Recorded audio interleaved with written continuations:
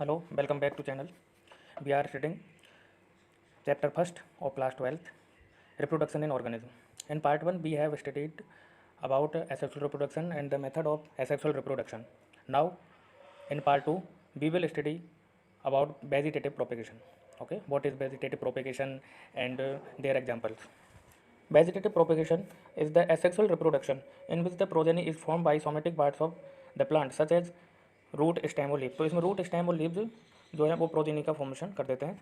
This is the method of asexual reproduction because in this the somatic parts of the same parents separates from the parent plants in favourable conditions and gives rise to a new plant.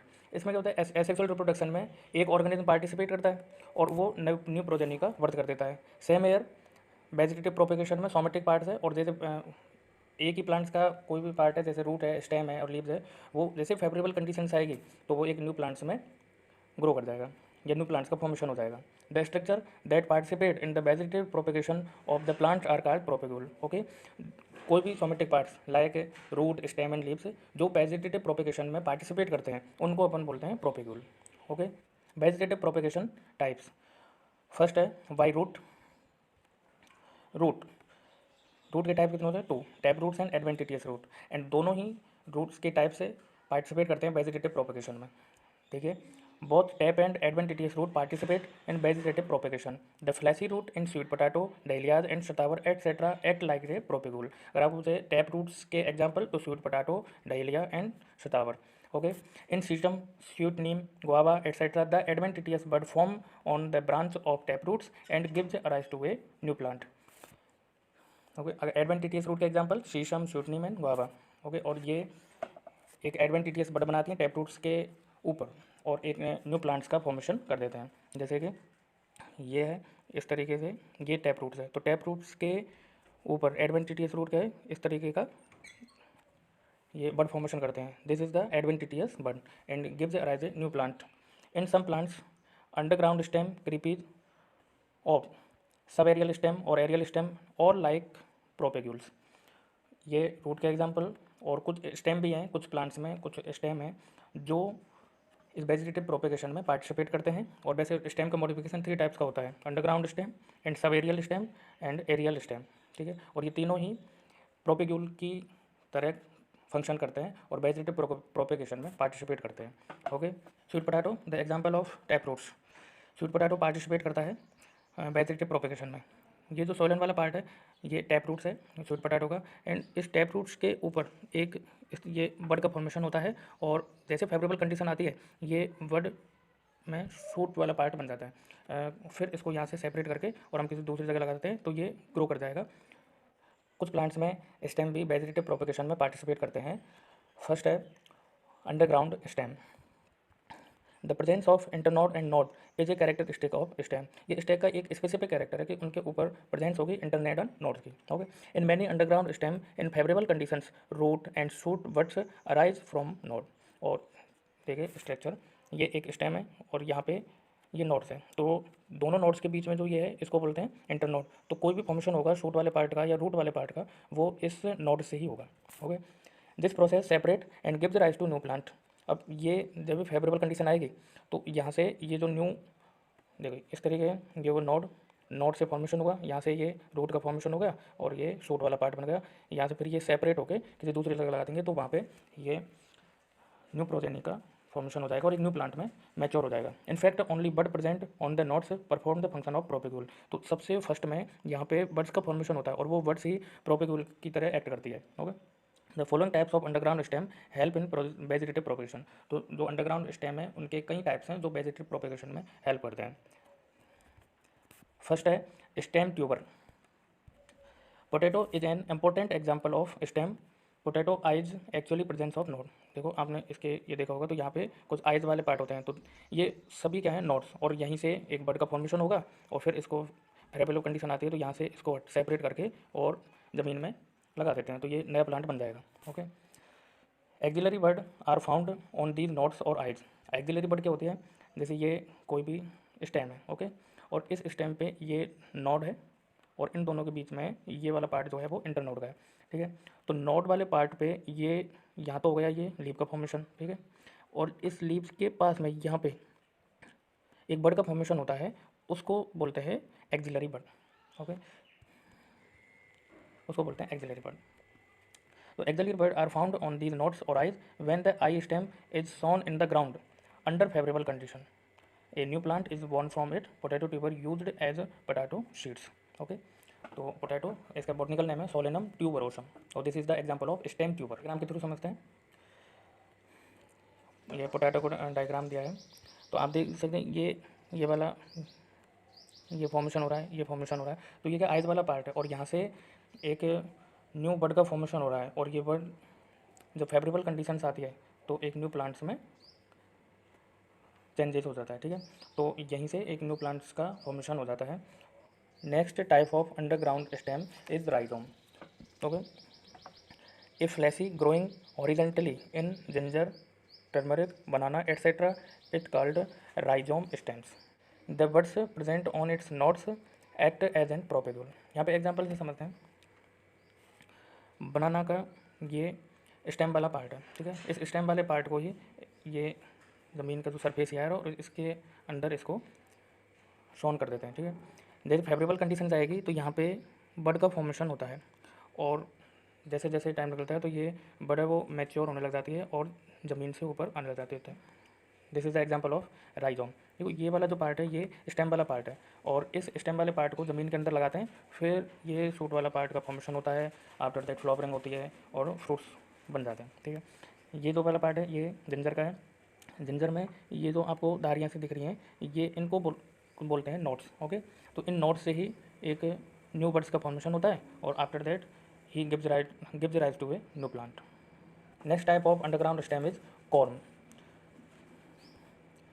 Opposite to rhizome, there is accumulation of food and growth in the vertical direction.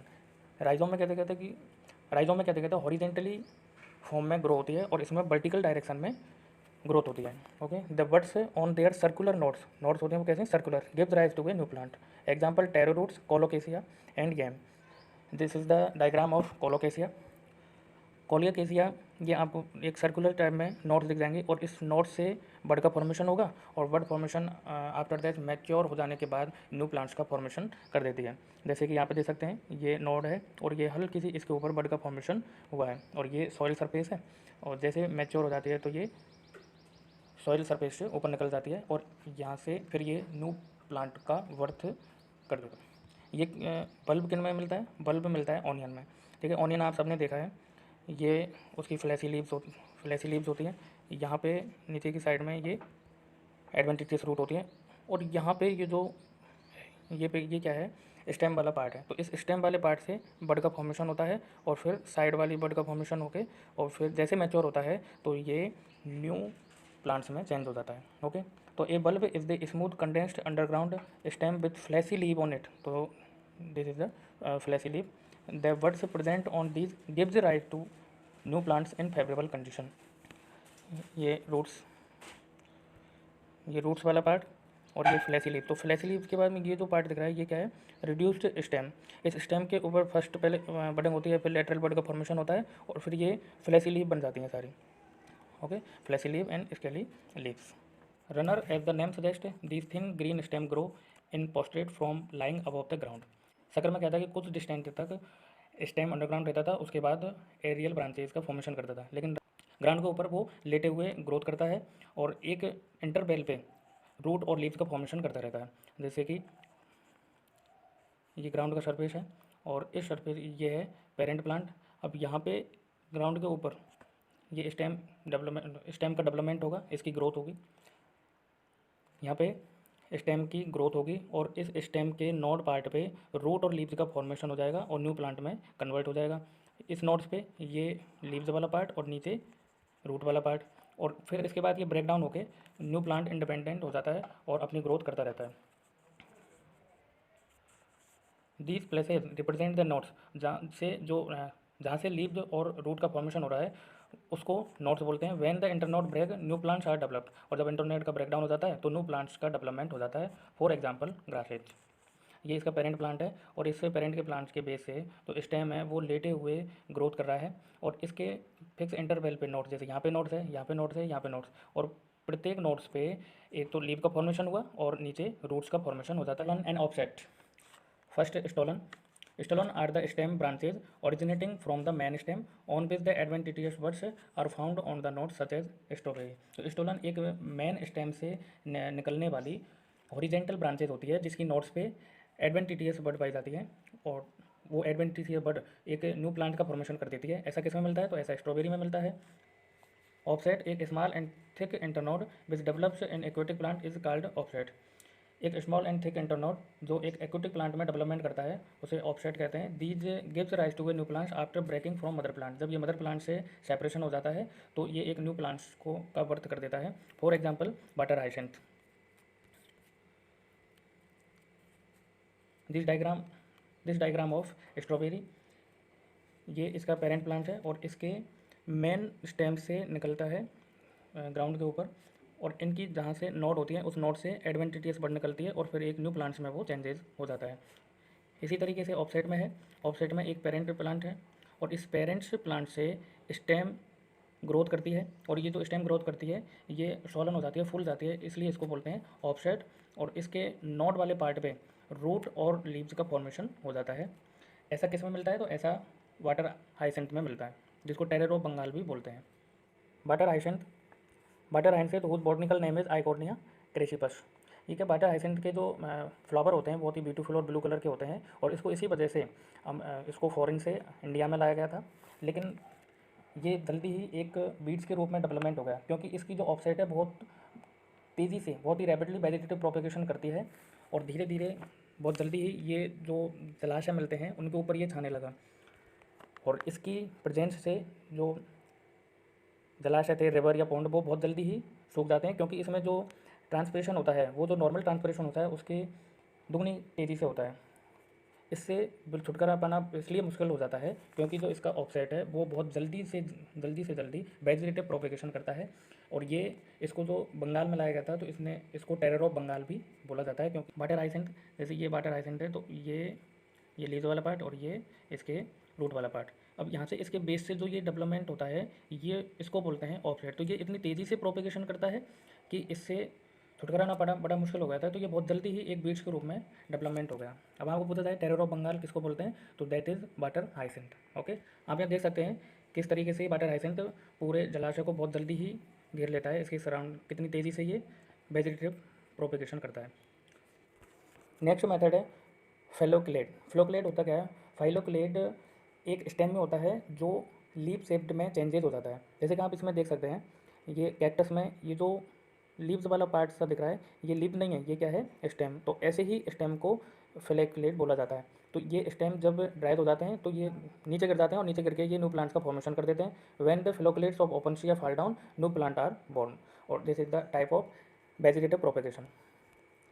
Leaves. The adventitious bud develop on the fleshy leaves of some plants which when separated gives rise to new plants. The buds found on the groups along the leaves of Bryophyllum form new plants. Similar leaves are also found in Begonia kalanki.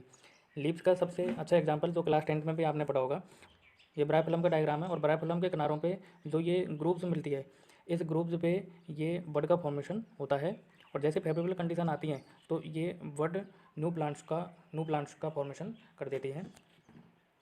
Bulbils, it are fleshy buds exhibiting vegetative propagation. ये flashy बड हैं जो vegetative propagation करती हैं। इन agave leaflets are formed on the floral axis separating from the parent plant. It gives rise to new plants. जैसे अभी bryophyllum है, bryophyllum में क्या है, लीव्स के ऊपर बडिंग का फॉर्मेशन होता है, उसी तरह इस अगेव में फ्लोरल एक्सिस पे लीफलेट का फॉर्मेशन होगा, और वो लीफलेट पेरेंट सेल से सेपरेट होकर के और न्यू प्लांट्स का फॉर्मेशन कर देती है।